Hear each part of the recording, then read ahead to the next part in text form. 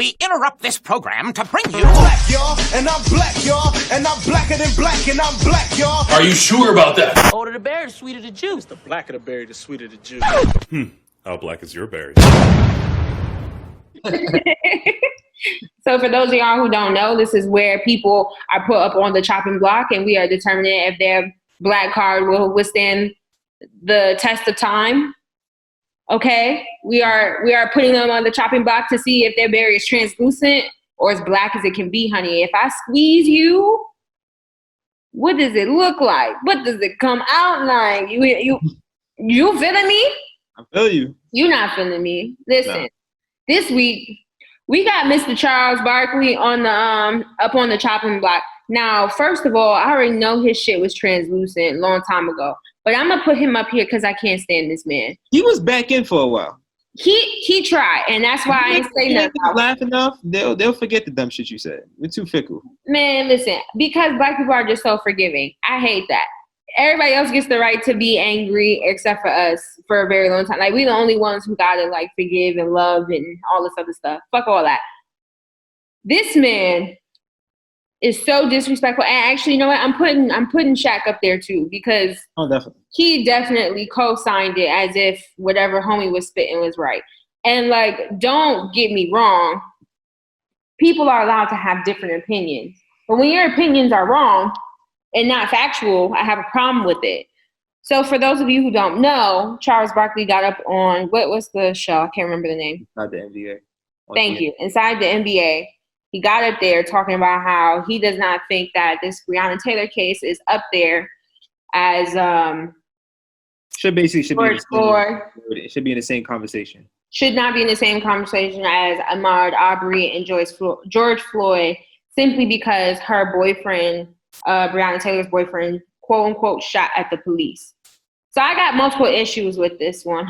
One, if somebody breaks into your house and you are a legal gun carrier, I don't even care if you're not a legal gun carrier. Somebody busts into your house while you are sleeping or watching TV. I believe they were watching a movie. Would you or would you not defend yourself? If I'm a gun toter? Coming from the same exact man who said he kept the gun in his car his whole entire life just in case some shit popped off.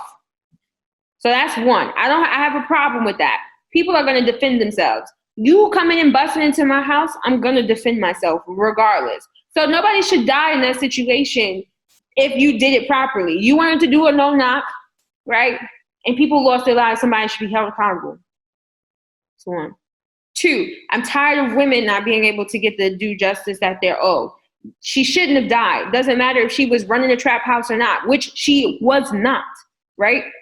Doesn't matter what she was doing. It doesn't matter if he shot at her or not. It's an unjust murder. Just like Floyd and just like Ahmaud and just like every other person out there. Black women deserve to get the notoriety that should be ours. Like, I don't understand why we even have to fight and argue about shit like this. That's not fair. How come somebody dying unjustly is different? We could have said Ahmaud should have been running through an abandoned house or whatever it was that he was running through. Because of that was somebody else's property and he deserved to die. The fucking world would be in an uproar. Black men would lose their mind if we said some dumb shit like that. Don't take our stuff away from us. Our pain is real. We deserve to have that pain, and we deserve to be recognized for the things that are done unjustly to us. So that's the second thing. And then the third thing, right?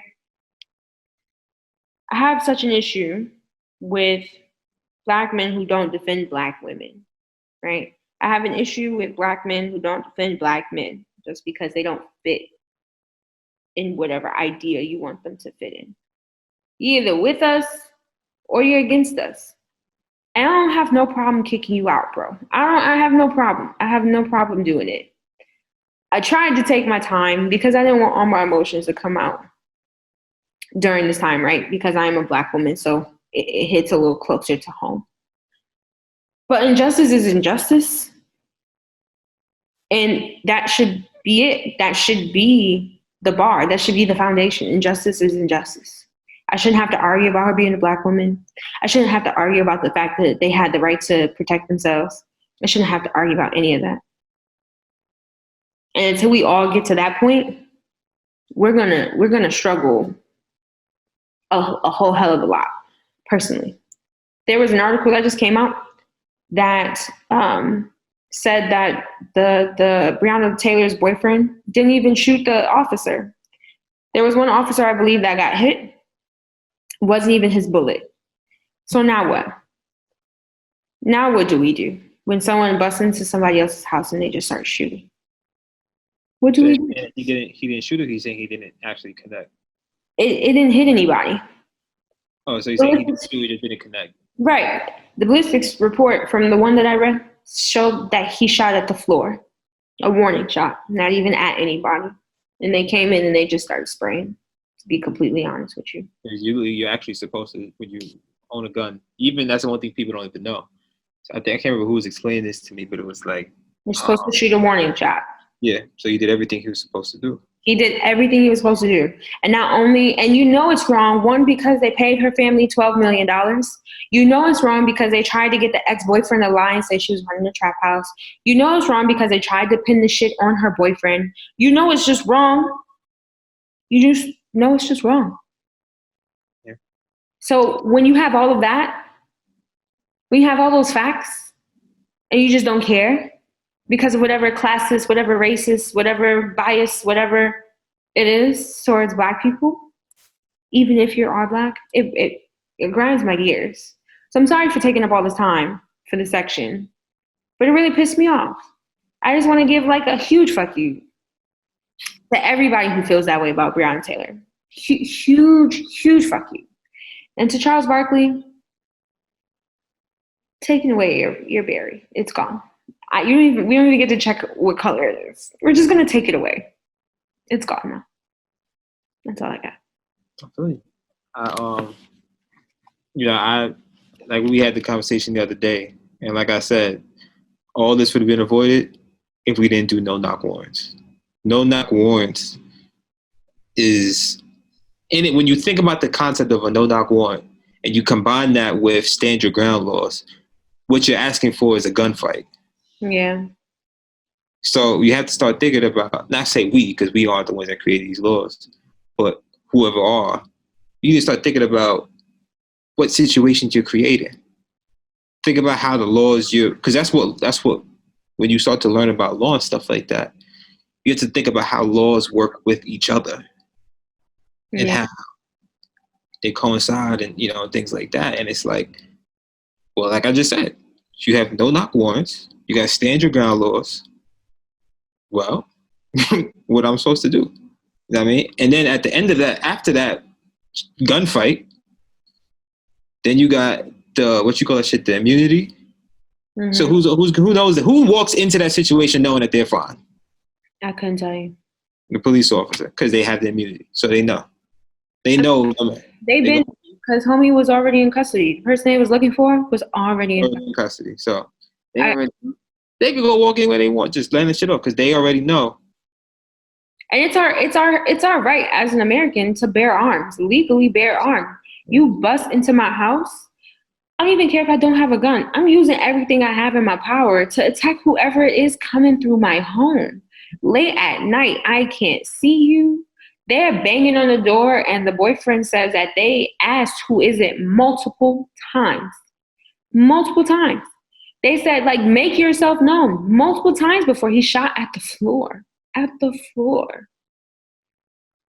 You had so many chances to get it right, and you chose not. You chose not to because these black lives were just not more significant than whatever it was you were trying to prove. And when you don't take the time to really look and research this stuff, you make really harmful statements. And it sucks because our platform is not big enough where we will reach the masses like his reached the masses. So how many other people are thinking it's okay? It's their right. And her life was taken away. It's hurtful. It's very hurtful. So, and, to say my part, again, we say a lot about vote. Yes, 100% true, vote. And once we put whoever we put in office, it's our responsibility to hold them accountable to do what they ask them to do. Or if it's not the person that we want, we still do what we can to hold those people accountable and make sure that the Citizens Review Board in your community is doing what it's supposed to be doing. And if it's not doing anything, you start calling people asking, well, why is the Citizens Review Board that you gave to us does not have the power to do what it's supposed to do? Yeah. I mean, all these different things. It's a very there's a reason why they don't teach us all this stuff in inner city schools, because they don't want us to actually be able to use our voices or actually use our ability to vote. They don't teach you how. I didn't know what a Citizen Review Board was until I turned 25. So it's like there's all these ins and outs of living in American society that we don't learn. They're just supposed to just learn at home. But I don't have a white family that's been living in America forever. I don't have that. So therefore, I need my school to teach me this. Yeah. Because more than anything, schools, yes, it's about teaching you academics and shit like that. But more than anything, school is about socializing you to live in our society. That's what school really is. And if they're not teaching us how to properly do our taxes, they're not teaching us how to get those tax breaks that everybody else is somehow learning how to get. They're not teaching us how to store our money in offshore accounts so that we don't get, you can get, avoid taxes and shit like that. We're not learning how to read what's a good loan, what's a good mortgage, what's a bad one. We're not learning all that stuff. Then you just leaving us to hang high and dry. But clearly the deck is stacked against us, so we got to do what we can for ourselves and teach each other. So if you know you got some information that can help your friends, tell your friends, tell your family. If you know if you're thinking about what do I do in school, what do I study, yes, follow your passion and follow your heart and everything like that. But also think about how can I use this for my friends and my family and the people around me in my community that I love. Because I promise you, they are not going to do it for you. Yeah. Work at colleges and universities. We can confidently tell you that these schools are not going to invest in your community. So you have to take something back from the school and bring it back to your community. I'm here for it.